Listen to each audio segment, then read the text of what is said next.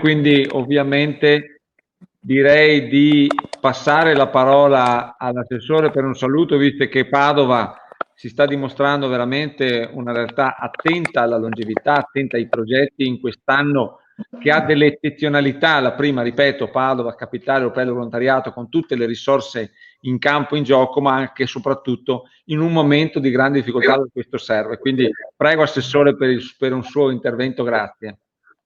Sì, grazie, mi scuso per il ritardo. So che i tempi sono strettissimi, quindi veramente un saluto veloce per poi lasciare spazio a tutte le iniziative, al racconto di tutte le iniziative. Credo sì che la nostra azione in rete con i tantissimi soggetti del territorio che lavorano su progetti e azioni in favore della terza età sia fondamentale e ci stia consentendo di fare veramente un cambio di passo e un cambio proprio di prospettiva e di approccio. Stiamo imparando a usare nuovi strumenti che sono quelli di condividere progettualità e costruirle insieme, come quelle raccontate appena adesso dalla dottoressa Michelotto, e anche proprio usare nuovi strumenti tipo questi, quelli che ci offre la tecnologia, che ci consentono di valorizzare la ricchezza di tutte e tutti e anche di rimettere al centro le persone.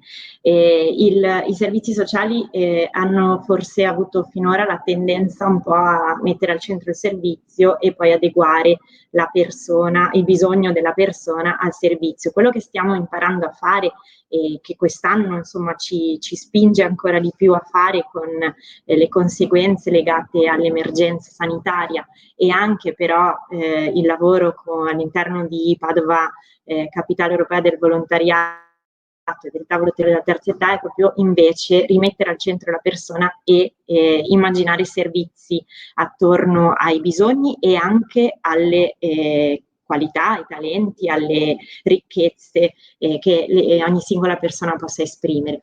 Tanto più questo è possibile e ci riesce, insomma, quando mettiamo al centro la persona anziana che è portatrice di ricchezza per eccellenza e che pur nelle fragilità che l'andare avanti del tempo determina, in realtà vanno valorizzate e vanno considerate come tesoro da mettere a servizio di tutta la comunità. E quello che stiamo cercando di fare con tutti i progetti è quello che OIC fa, mi viene da dire praticamente ogni giorno con tutti i servizi, sia quelli proprio di accoglienza e di lavoro, sia attraverso questo progetto, il progetto di cui si parla e la sua presenza nelle reti territoriali.